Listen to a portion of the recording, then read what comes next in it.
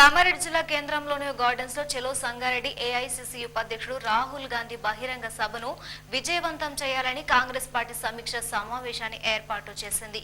ఈ కార్యక్రమానికి పిసిసి ఉత్తమ అధ్యక్షుడు ఉత్తమ్ కుమార్ రెడ్డి, శాసనసభ ప్రతిపక్ష నేత షబీర్ అలీ పాల్గొన్నారు. కామారెడ్డి జిల్లా కేంద్రంలోని ఓ గార్డెన్స్ లో చెలో సంగారెడ్డి ఏఐసిసి అధ్యక్షుడు రాహుల్ గాంధీ బహిరంగ సభను విజయవంతం చేయాలని కాంగ్రెస్ పార్టీ సమీక్ష సమావేశాన్ని నిర్వహించింది. ఈ కార్యక్రమానికి పిసిసి అధ్యక్షుడు ఉత్తమ్ కుమార్ రెడ్డి, శాసనసభ ప్రతిపక్ష నేత షబీర్ అలీ, మాజీ ఎంపీ సురేష్, నల్లమడుగు సురేందర్, మహిళా కామారెడ్డి జిల్లా అధ్యక్షురాలు జమునా రాథోడ్, జుక్కుల్ మాజీ ఎమ్మెల్యే గంగారం పాల్గొన్నారు. ఈ కార్యక్రమంలో భాగంగా ప్రజా గర్జన పోస్టర్ ను ఆవిష్కరించారు. ఈ సందర్భంగా ఉత్తమ్ కుమార్ రెడ్డి మాట్లాడుతూ జూన్ 1వ తేదీన మన ప్రియతమ నాయకులు తెలంగాణ ప్రజా గర్జన విచ్చేస్తున్న సందర్భంగా ఈ రోజు నేను కామారెడ్డి జిల్లాకు రావడం జరిగిందని తెలిపారు. మిర్చి రైతులు, కంది రైతులు ఇబ్బంది పడుతున్న నేపథ్యంలోనే రాహుల్ గాంధీ మాట్లాడుతున్నారని ఆయన తెలిపారు. 3 సంవత్సరాల పరిపాలనలో తెలంగాణ ప్రజానికాన్ని మోసం చేస్తుందని అన్నారు. బంగారు తెలంగాణ కాదు, బంగారు కుటుంబం అన్నారు. 2019 ఎన్నికల్లో కాంగ్రెస్ విజయం సాధించడం ఖాయమని ఆయన స్పష్టం చేశారు.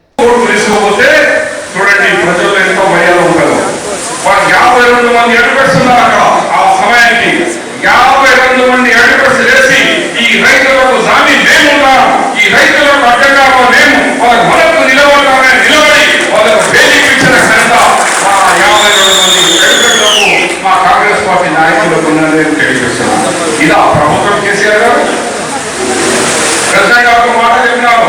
సోనియా గాంధీ నేనేం కానీ ఉత్తరప్రదేశ్ కానీ రేవంత్ రెడ్డి జానారెడ్డి గారు ఉన్నప్పుడు ఆమె వచ్చింది. మేమందరం నిలబడ్డాం. उन्होंने नहीं आज आप लोग बैठो, मैं खड़े रहते हूँ. मेरे पलटे मोसागाड़ो ये सियावा आने पाकिस्तान में तेलंगाना में जेगरे ना मुख्यमंत्री जी होंगे. उन्हें बोलो दलित को सीएम इलाकी व्यक्ति या 2 बेडरूम 2 बेडरूम हाउस मुख्यमंत्री ब्रह्मांडमय हाउस में 7 కోట్ల రూపాయలు దానికి బుల్లెట్ ప్రూఫ్ జాకెట్ అంటే వచ్చి చెప్తారా? బాత్రూమ్ కూడా బుల్లెట్ ప్రూఫ్, బాత్రూమ్ కూడా ఫ్యాక్టరీ కూర్చున్న చెప్పులు కూడా పోలీసు వస్తారా? ఇక ఫ్యాక్టరీలకు కూడా బుల్లెట్ ప్రూఫ్ అట, ఉద్యోగ బుల్లెట్ ప్రూఫ్ అట, ఆయన పడుకున్న బెడ్రూమ్ కూడా బుల్లెట్ ప్రూఫ్ అట. జాకెట్ ఎవరి డబ్బు నీ డబ్బుతో కట్టుకో. మా ప్రజల సొమ్ము తీసుకొచ్చి ఇంత పెద్ద 700 కోట్ల ల్యాండ్తో సహా 700 కోట్ల రూపాయలు పెట్టి మేము అక్కడ బిల్డింగ్ కట్టుకుంటాం. ఇక్కడ ఎమ్మెల్యే కామారెడ్డి ఎమ్మెల్యే కానీ ఈ జిల్లాలో మేము అద్దెకున్నాము. హలో, మేము అద్దెకున్నాము, మేము గరీబోదాం, మా దగ్గర ఏం లేదంటారు. ఇప్పుడు 300 బండ్లు యాడికి వచ్చిందా? చిక్కు లేకుండా కట్టున్నాడు.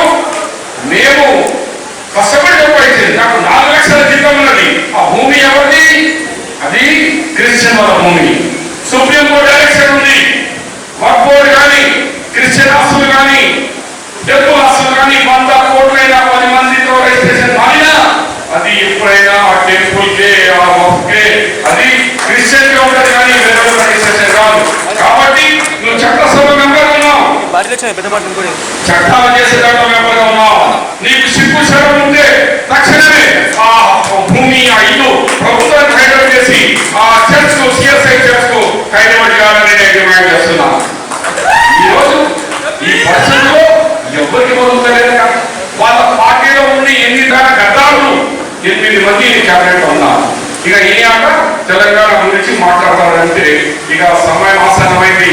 ఏ ఖాందాన్, ఏ రాహుల్ గాంధీ, ఏ సోనియా గాంధీ తెలంగాణ ఇచ్చినాడో ఆయన బిడ్డ మన ప్రియతమ నాయకుడు, భారత ప్రధాని, అఖిల భారత కాంగ్రెస్ కమిటీ ఉపాధ్యక్షుడు రాహుల్ గాంధీ గారు మీకు చాలా సమీపంలో ఉన్న సంగారెడ్డిలో తెలంగాణ ప్రజా గర్జన అనే కార్యక్రమానికి విచ్చేస్తున్నారు. ఆ కార్యక్రమంకి ఈ 4 నియోజకవర్గాల నుంచి పెద్ద ఎత్తున కాంగ్రెస్ కార్యకర్తలు, అభిమానులు, శ్రేణులు వెళ్ళాలని చెప్పి మీ అందరికీ ఆహ్వానం పలకడానికే ఈరోజు కావాలి.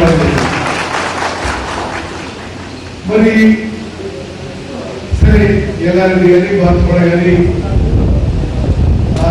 చుక్కలు కానీ కామారెడ్డి కానీ సంగారెడ్డికి 120 కిలోమీటర్ల దూరంలో ఉంది.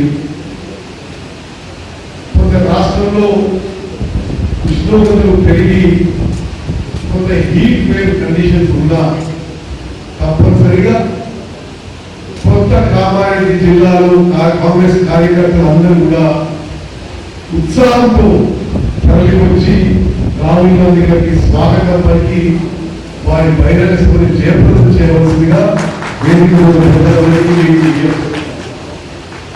వారి ప్రోగ్రాం ప్రకారం వారు బేగంపేట ఎయిర్పోర్ట్ కి 3:30 ల్యాండ్ అయ్యి హైదరాబాద్ సిటీలో కాన్వాయ్ ద్వారా వచ్చి సంగారెడ్డికి 5:30 చేరుకుంటారు. 5:30 నుంచి 6:30 వరకు రాష్ట్రంలో ఆ 3 గ్రూప్స్ అంటే కొన్ని సమాజంలో కొన్ని వర్గాలు ఎవరైతే టిఆర్ఎస్ ప్రభుత్వానికి బాధితులుగా ఉన్నారో వాళ్ళతో వాళ్ళు ముఖాముఖిగా చర్చిస్తారు.